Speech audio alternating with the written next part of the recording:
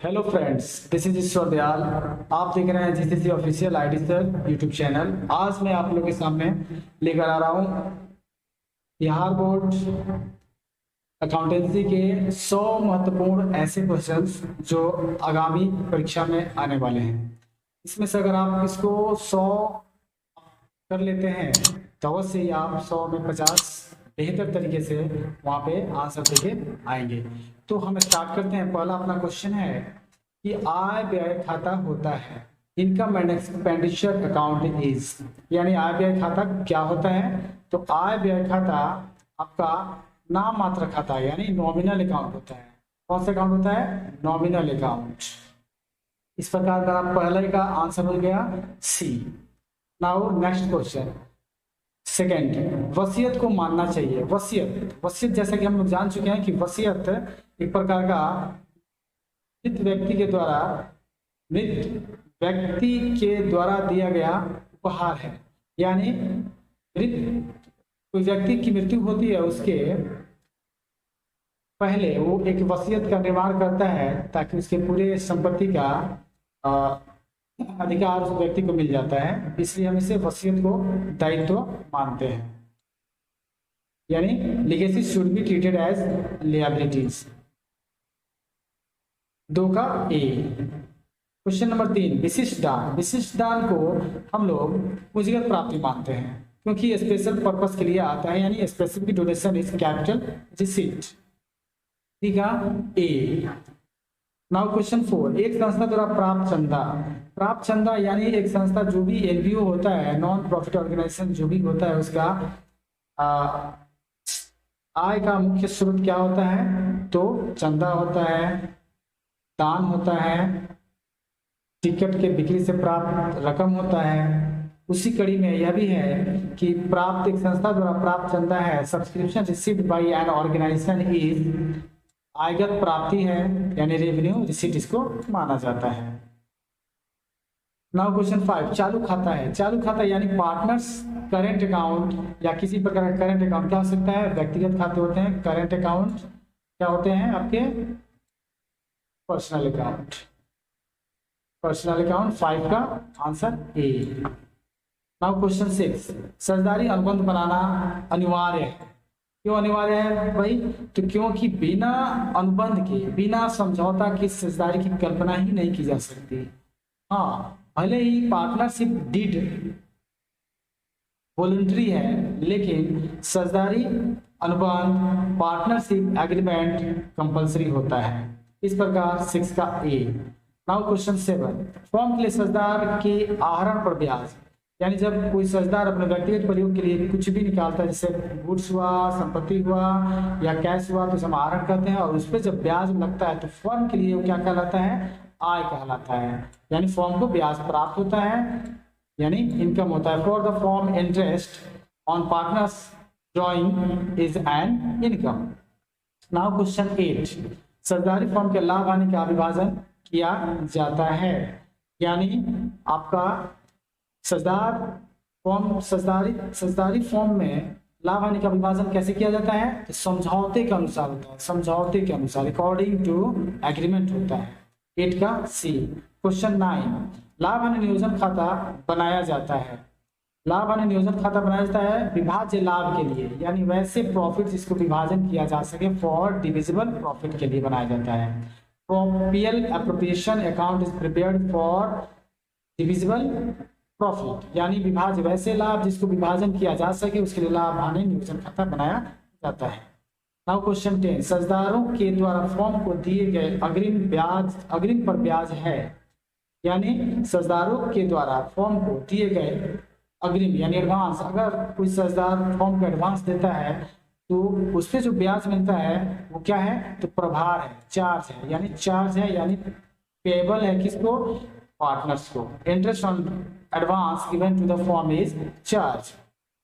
Question number 11, सामान्य लाभ पर औसत लाभ का आधिक्य कहलाता है, अधिलाभ कहलाता है, सुपर प्रॉफिट कहलाता है। The excess of average profit over the normal profit is called super profit.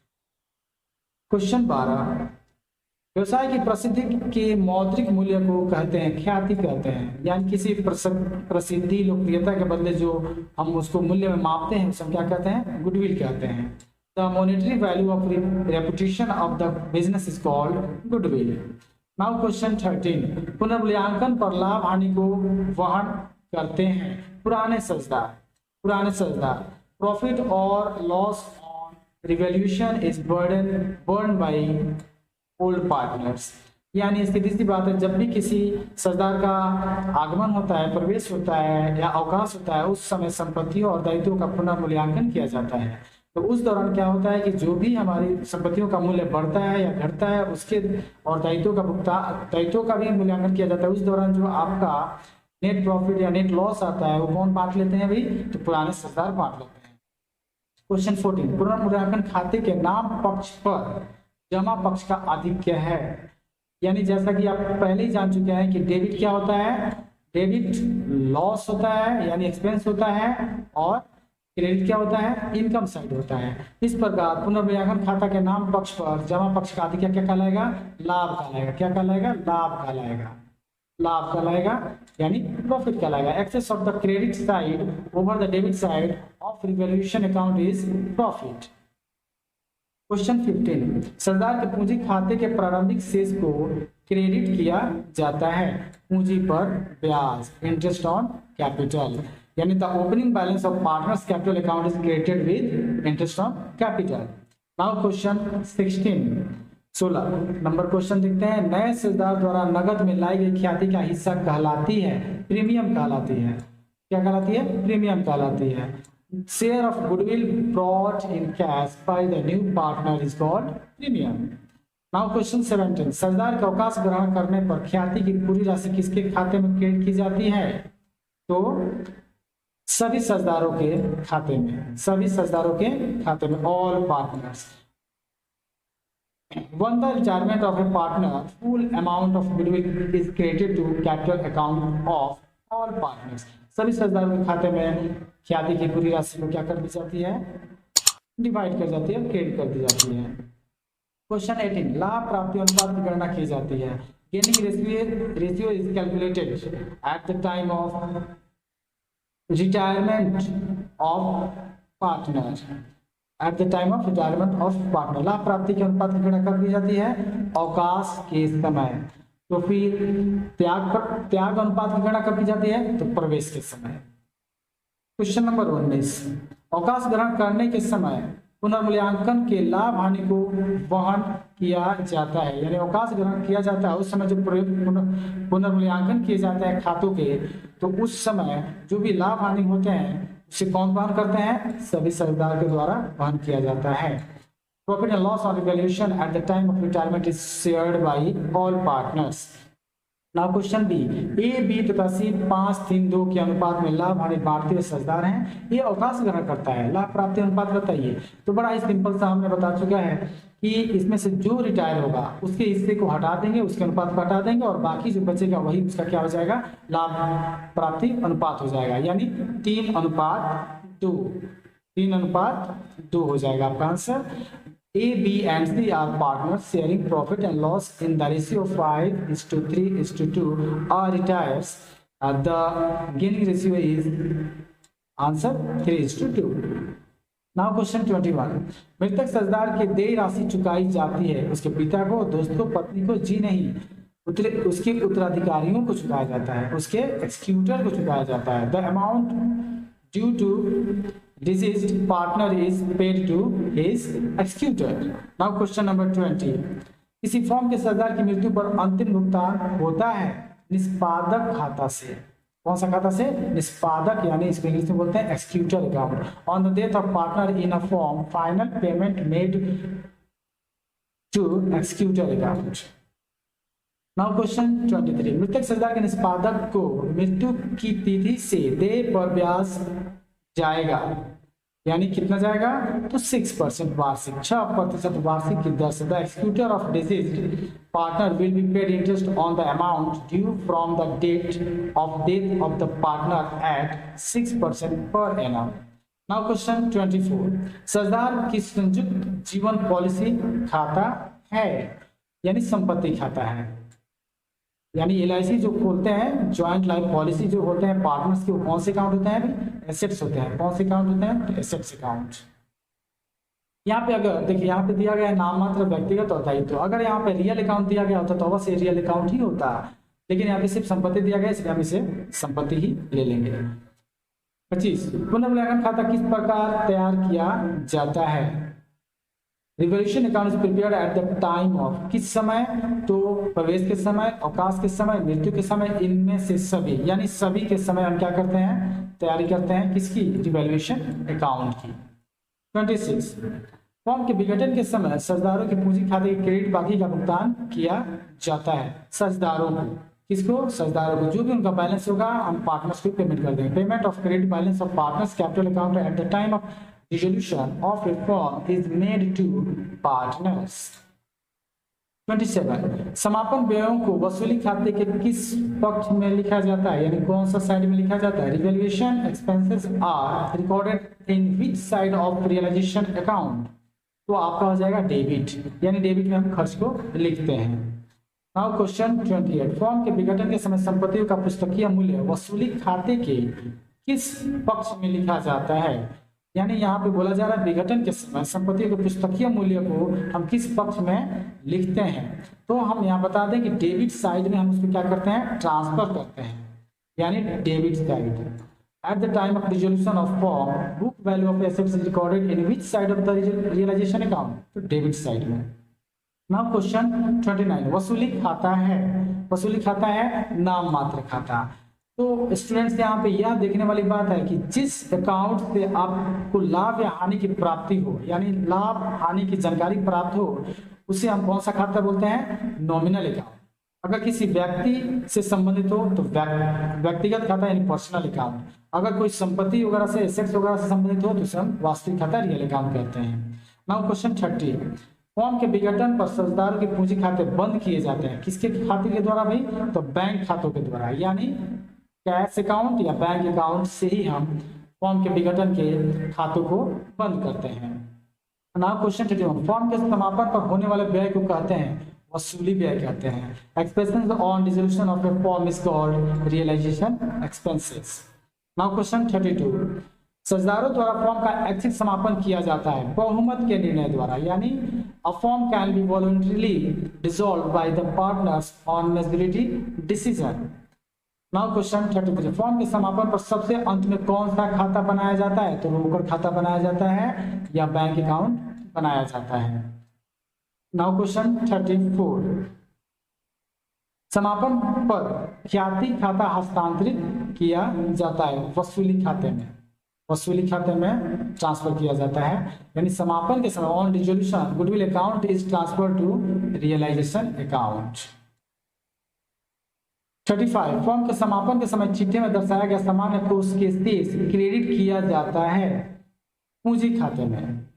35 का सी, पूंजी खाते में, यानी कैपिटल अकाउंट में हम क्या करते हैं? जो भी शेष होता है जनरल रिजर्व का, उसे हम ट्रांसफर कर देते हैं किसी पार्टनर्स कैपिटल अकाउंट में। Eight the time of resolution of a form balance of general reserve shown in the balance sheet is created to capital account, it means partners capital account। Now question number 36, चिट्ठे में दिखाई गई रोकड़ बाकी का समापन के समय दिखाया जाता है, यानी कैश बैलेंस अगर होगा eight the time of dissolution of form तो हम उसे कहाँ शो करेंगे?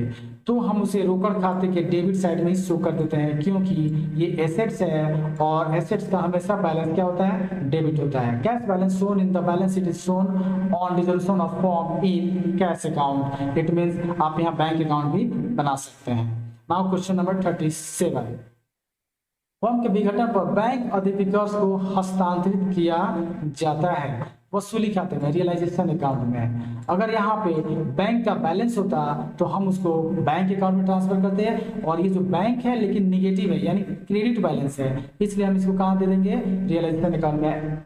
हम इसे ट्रीट करेंगे लिएबिलिटी के तौर पे। क्वेश्चन नंबर 38, फॉर्म के विघटन पर साझेदार के ऋण खाते को हस्तांतरित किया जाता है, यहाँ पे वसूली खाते में, पूंजी खाते में, चालू खाते में जी नहीं, इनके ये तीनों किसी खाते में हम नहीं करते हैं, क्योंकि फॉर्म के विघटन पर सजदार का अगर लोन अकाउंट होगा तो हम उसके लिए अलग खाता बनाते हैं और उसमें जाकर उसका पेमेंट करते हैं। इस प्रकार इसका आंसर होगा डी, नॉन ऑफ दीज।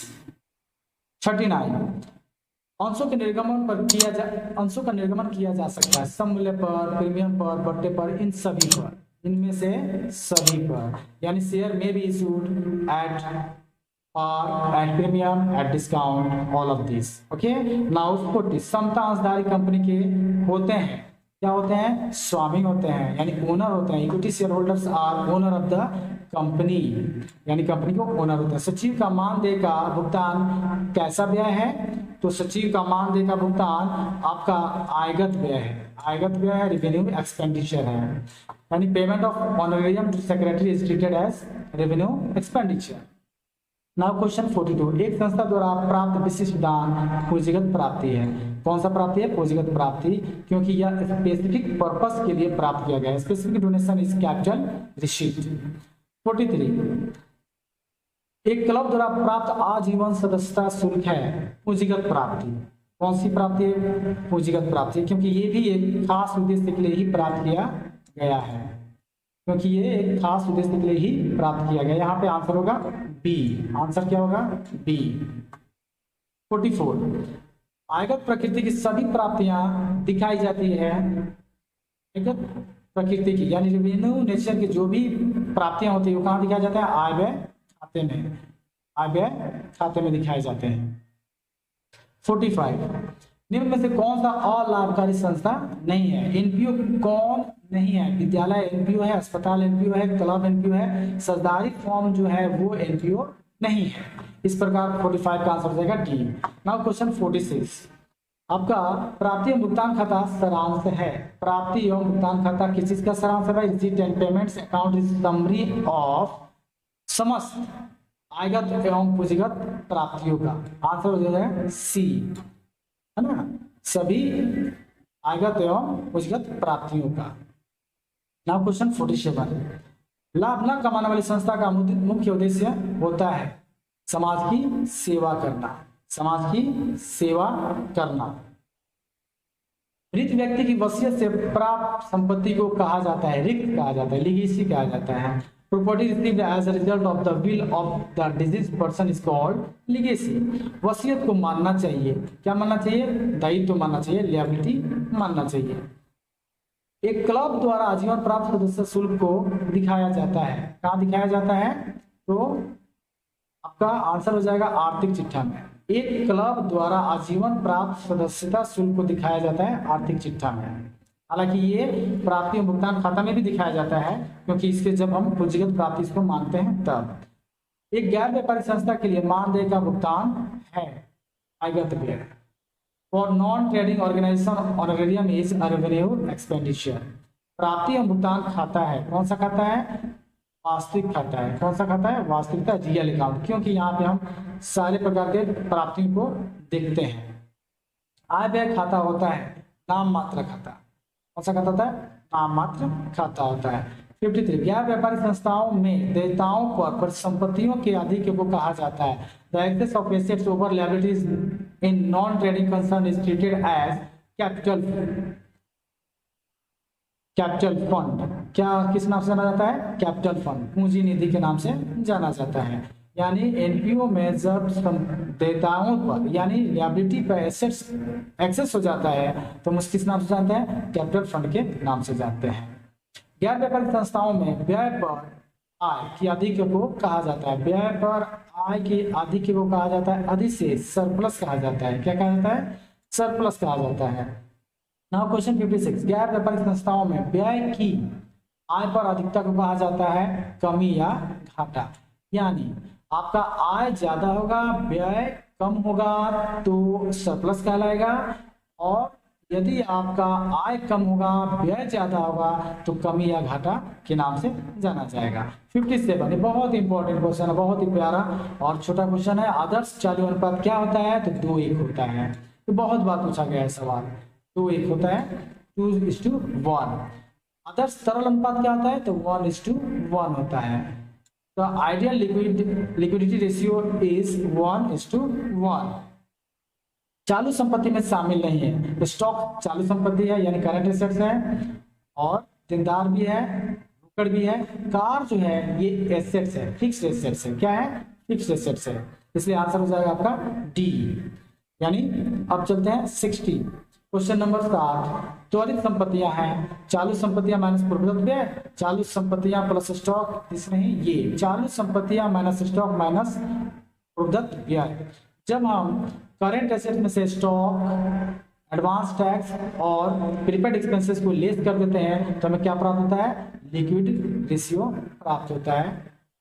तरल अनुपात है, तरल अनुपात है CL by LA/CL, liquid assets बटा करंट लायबिलिटीज। 62 नंबर क्वेश्चन है सकल लाभ यानी ग्रॉस प्रॉफिट क्या हो सकता है? तो ग्रॉस प्रॉफिट हो जाता है net profit, net sales minus cost of goods sold, शुद्ध बिक्री बेचे गए माल की लागत, net sales minus cost of goods sold. 63 कार्यशील पूंजी है, current assets minus current liabilities, current assets minus current liabilities. ये बहुत बार क्वेश्चन पूछा जा चुका है, इसको खास कर ध्यान दें कि साझेदारी संग्रह के अभाव में किसी फर्म के लाभ हानि को बांटते हैं समान अनुपात में, यानी बराबर बराबर अनुपात में बांट लेते हैं। अगर किसी प्रकार का कोई एग्रीमेंट नहीं है और पार्टनरशिप का फॉर्म हो जाता है, फॉर्मेशन हो जाता है, तो उस समय हम जब लाभ होता है या हानि होता है तो हम समान अनुपात में बांट लेते हैं। नाउ 65, साझेदारी संग्रह के अभाव में साझेदार को उनके द्वारा दी गई अग्रिम राशि पर ब्याज दिया जाता है 6% पर एनम। यानी अगर साझेदारी संग्रह का अभाव है और उस पर अगर कोई साझेदार एडवांस दिया हुआ है तो उसको हम 6% पर एनम की दर से उसको ब्याज दे देंगे।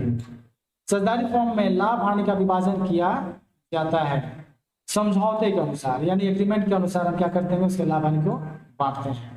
एक सामान्य साझेदारी में अधिकतम संख्या होती है 50 होती है। अधिकतम संख्या कितना होगी?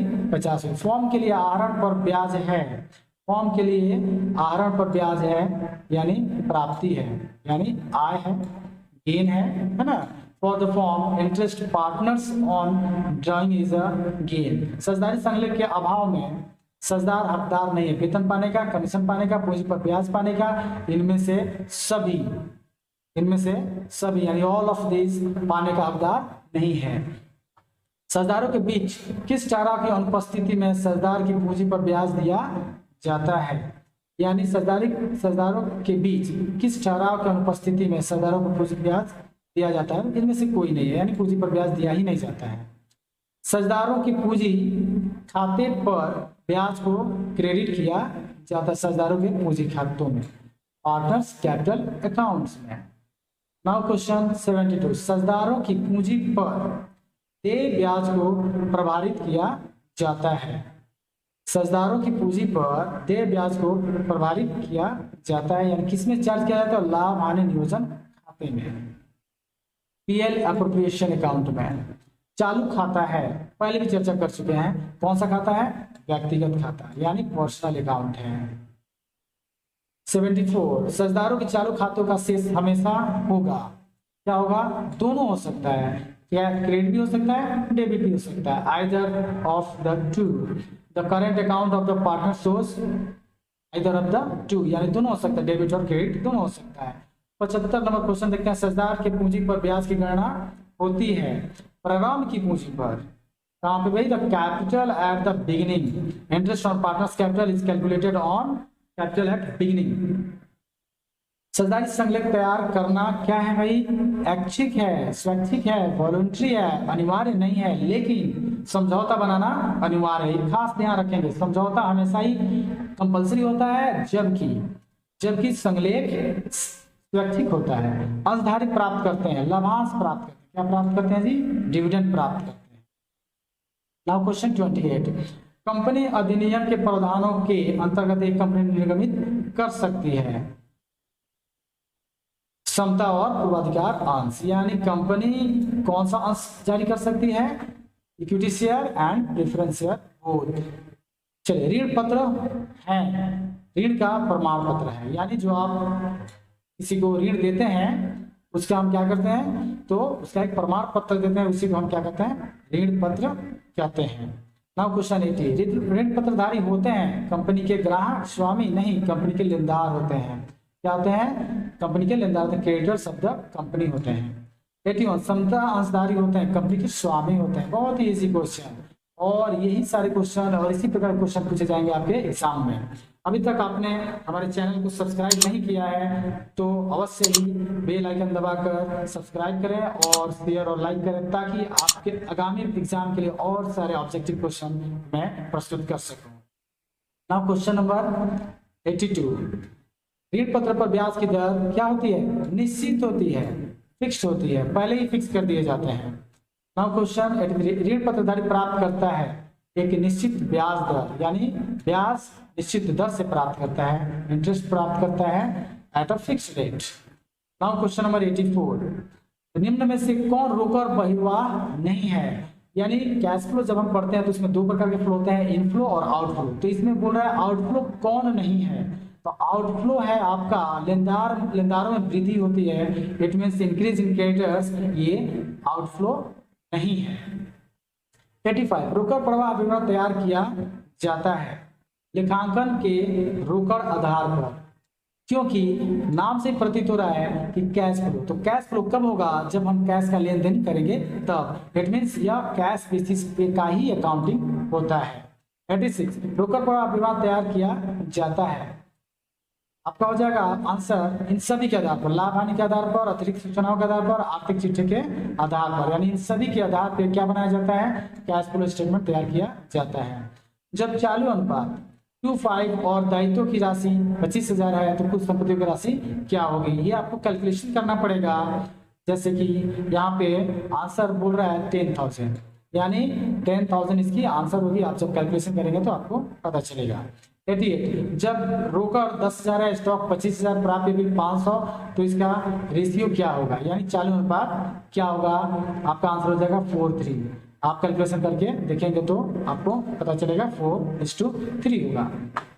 89, इसके लिए हम अलग से एक रेशियो एनालिसिस का चैप्टर ही बताने वाले हैं, आप उसको देख सकते हैं नेक्स्ट वीडियो में।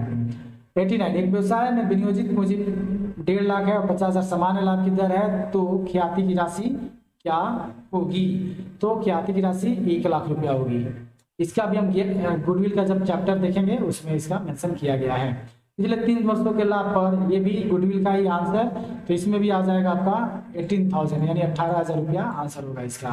बकाया चंदा है, बकाया चंदा क्या है भाई, तो इनकम है, एसेट्स है, अवश्य ही एसेट्स है, यानी संपत्ति है, यानी हमारा चंदा किसी के यहाँ बकाया है तो हमारा संपत्ति है वो, क्योंकि कभी ना कभी किसी न किसी समय वो हमें प्राप्त होगा।